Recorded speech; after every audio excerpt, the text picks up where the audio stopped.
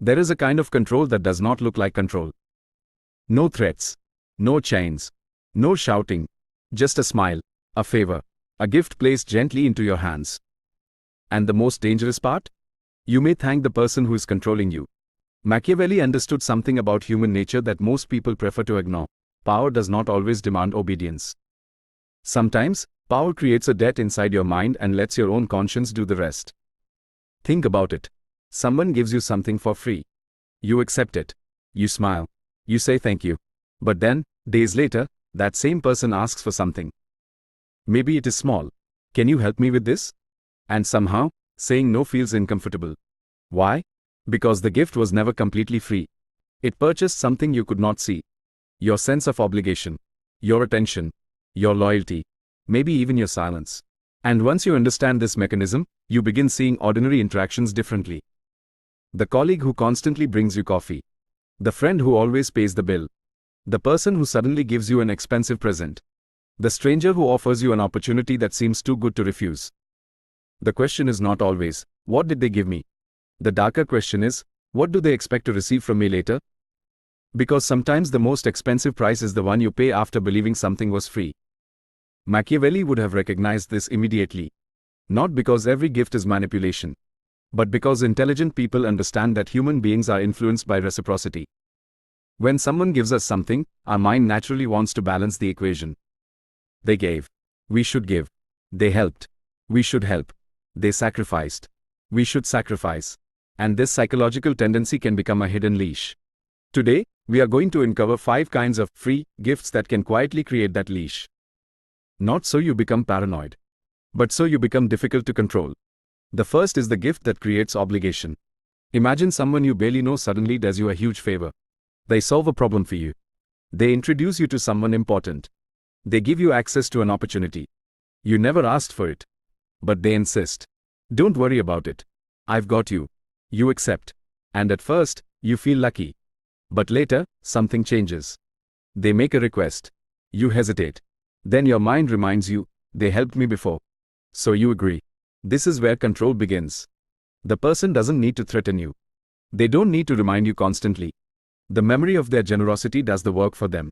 And this is one of the most sophisticated forms of influence because the target often believes the decision is completely voluntary.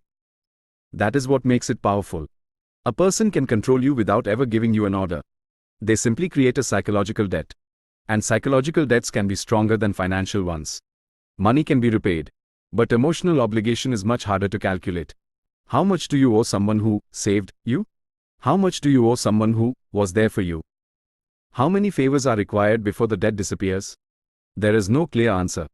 And that ambiguity is exactly what makes the mechanism so effective. The second gift is the gift of access. This one is especially dangerous in professional environments. Someone gives you access to something you desperately want. A connection. A private group. A valuable piece of information. A recommendation. A position. A platform. They make you feel chosen. You're different from the others. I don't usually do this. I thought you deserved to know. Those words can create something more powerful than gratitude. They create exclusivity. And once you feel that someone has opened a door for you, you may become afraid of losing access to them. Now they possess something valuable. Not necessarily because they own the opportunity, but because they control your connection to it. This is where influence can turn into dependency. You start thinking twice before disagreeing with them. You become careful with your words. You avoid challenging them. Not because they told you to, but because somewhere inside your mind, you are thinking, what if they take it away? That is the hidden power of access. A person does not need to control the entire world. They only need to control something you desperately want. The third gift is praise. And this one is often underestimated. Because praise feels harmless. Someone tells you, you are incredibly intelligent. You're different from everyone else. You have something special. You are the only person I can trust. It feels good. Maybe too good. Because praise can create an identity that the recipient becomes desperate to protect. Suppose someone repeatedly tells you that you're the smartest person in the room. Eventually, you may begin behaving like the person they described. And then they ask you to prove it. Surely someone as intelligent as you understands why we need to do this. Now notice what happened. They didn't give you an instruction. They gave you an identity. And then they attached their desired behavior to that identity. You are no longer simply choosing whether to agree. You are unconsciously trying to remain consistent with the version of yourself they created. This is why carefully chosen praise can be more powerful than criticism. Criticism attacks your identity. Praise can quietly shape it. The fourth gift is sympathy. This one is especially complicated because genuine compassion exists. But sympathy can also create emotional leverage. Someone repeatedly tells you how much they have suffered, how nobody understands them, how everyone has betrayed them, how much they have sacrificed for others. You listen. You comfort them. You begin feeling responsible for their emotional state. Then one day, they cross a boundary. You want to confront them. But something stops you. You think, they've already been through so much. So you stay quiet. Another boundary is crossed. You stay quiet again. Eventually, their pain becomes a shield protecting them from accountability. That is when sympathy becomes dangerous. Not because compassion is weak, but because compassion without boundaries can be exploited. The person does not need to say, "You owe me." Their story makes you feel it. And that brings us to the fifth gift. The most dangerous one. The gift of trust. Someone tells you a secret. A deeply personal secret. They say, "I've never told anyone this before." Now you feel special. You feel trusted. And instinctively, you want to protect that trust. But there is another psychological effect. Once someone reveals something vulnerable to you, you may feel pressure to reveal something vulnerable in return. They opened a door. You feel compelled to open yours. Now both people possess information about each other. And information changes relationships. The person who knows something deeply personal about you may have no intention of using it against you. But the psychological dynamic has already changed. You may become more careful around them. More loyal. More forgiving. More reluctant to walk away. Because now the relationship contains something that cannot easily be taken back. A secret. A vulnerability. A piece of yourself. And that is why the most dangerous gift may not be something you can hold in your hands. It may be something someone places inside your mind. A debt. An identity. A dependency. A fear of disappointing them. Or a reason to stay when you should have walked away. Machiavelli's lesson is not that everyone is secretly manipulating you. The lesson is more uncomfortable. You should understand the forces that influence human behavior before those forces influence you. Because once you recognize the invisible transaction behind certain favors, gifts, compliments, opportunities, and emotional exchanges, you become harder to control. The next time someone gives you something for free, don't immediately become suspicious. Just ask yourself one quiet question. What happens if I say no later? If the answer is simple, nothing, then perhaps the gift really is a gift. But if saying no suddenly means losing friendship, access, approval, respect, opportunity, or peace, then perhaps you were never receiving something for free. Perhaps you were accepting a contract without reading the terms. And the most dangerous contracts are the ones you sign without realizing you ever agreed to them. Now let's go deeper, because recognizing manipulation after it happens is easy. The real skill is recognizing it while it is happening. And there is one pattern you should watch carefully: when a gift changes your behavior. That is the moment generosity stops being simple generosity and starts becoming influence. Imagine someone gives you something valuable. You thank them. Then they give you another favor. You thank them again. Then another. At first, it feels like kindness. But slowly, a strange psychological shift happens. You stop asking whether you actually want to do something. Instead, you start asking whether refusing would make you look ungrateful. That is the trap. The person has moved the decision away from your preferences and toward your guilt. And once guilt becomes the foundation of a relationship, control becomes remarkably easy. You don't need to be forced. You force yourself. This is why Machiavellian thinking begins with observation. Observe what happens after the gift. Does the giver remain generous when you disagree? Does their kindness survive rejection? Can you say no without punishment? Can you establish a boundary without being reminded of everything they have done for you? These questions reveal more than the gift itself. Because genuine generosity gives you freedom.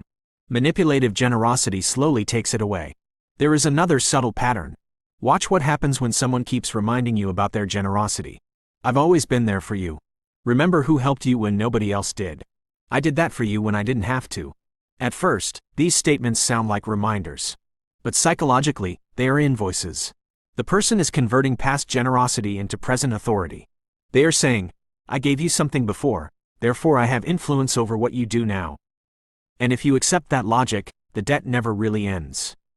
You could repay one favor. They can always point toward another. You could give back money. They can mention emotional support. You could return the favor. They can remind you of another sacrifice. The debt keeps moving. And eventually, you are no longer maintaining a relationship. You are servicing an invisible obligation. This is why one of the strongest defenses against manipulation is simple clarity. Ask, what exactly do I owe? If you cannot answer, you may be dealing with emotional debt rather than a real obligation. And emotional debt is dangerous because its interest rate is controlled by someone else. Now consider another scenario. Someone gives you an expensive gift. You never asked for it. You even say, "You didn't have to do this." They smile. "Of course not. I wanted to." Everything seems fine. Until weeks later, they ask you for something significant. You hesitate. They don't even need to mention the gift. You remember it. That expensive watch. That expensive dinner. That favor. That opportunity. And suddenly your brain begins negotiating against you. Maybe I should do it. After all, they did so much for me. This is where reciprocity becomes a weapon. The person may not even consciously think of themselves as manipulative, but the psychological effect remains the same. And that distinction matters. Not every manipulator is sitting in a dark room planning your destruction. Some people simply discover what works. They notice that generosity makes you cooperative. So they repeat it. They notice that praise makes you loyal. So they increase it.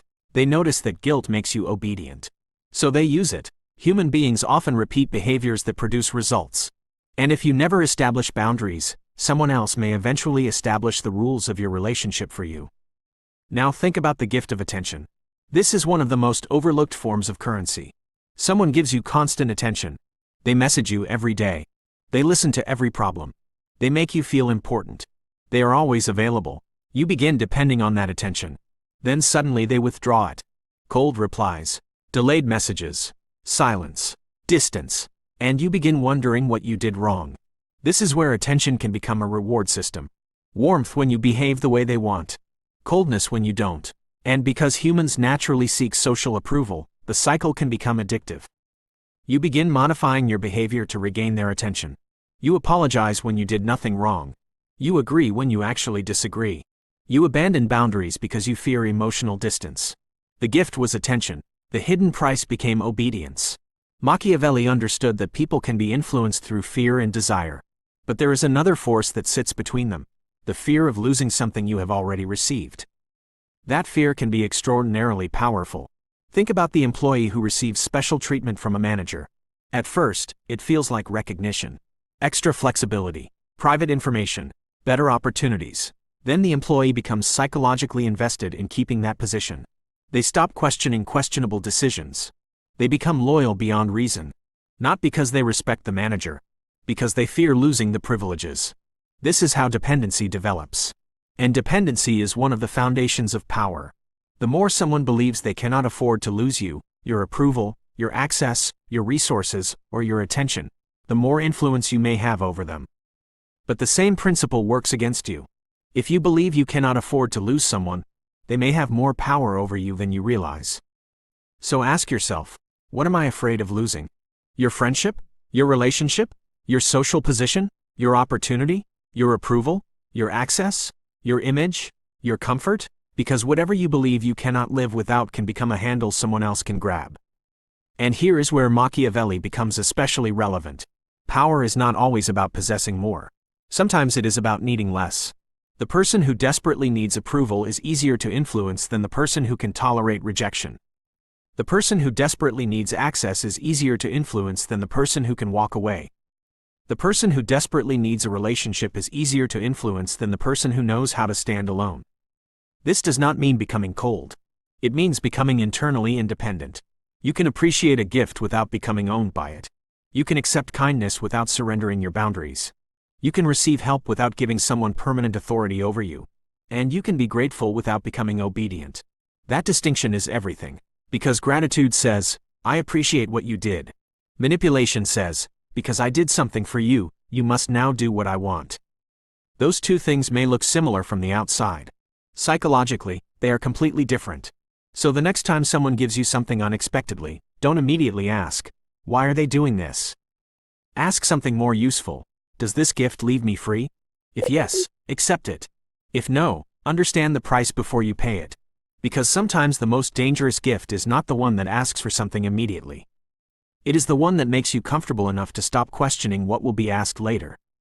And once you understand that, you begin seeing generosity differently.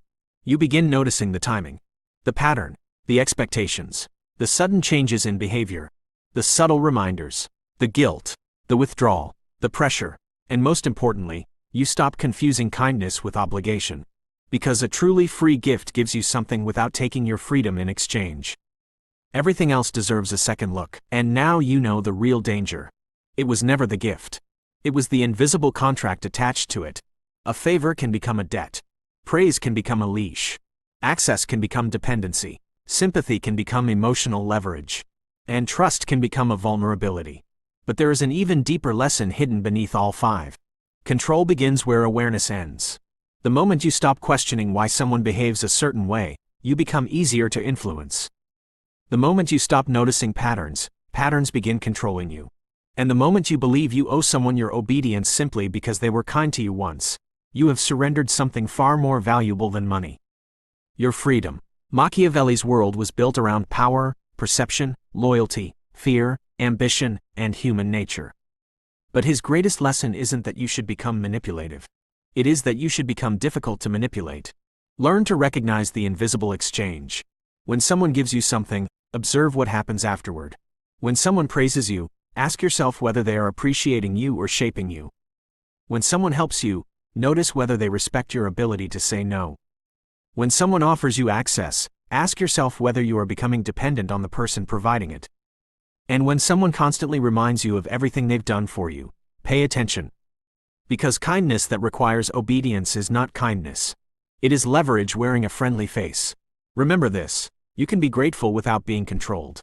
You can be loyal without being submissive. You can accept help without surrendering your independence. And you can walk away from a relationship without becoming the villain simply because someone once did something good for you. Never let a gift become a chain. Never let praise become an identity someone else controls. Never let fear of losing access turn you into someone's servant. And never allow another person's generosity to become the reason you betray your own boundaries. Because the strongest person in the room is not always the one with the most power. Sometimes it is the person who can calmly say, no, without guilt, without fear, without explanation, and walk away. That is psychological independence. That is the point where manipulation loses its grip. So the next time someone gives you something, for free, remember one question. What will they expect from me when I try to say no? That question can save you from years of invisible debt.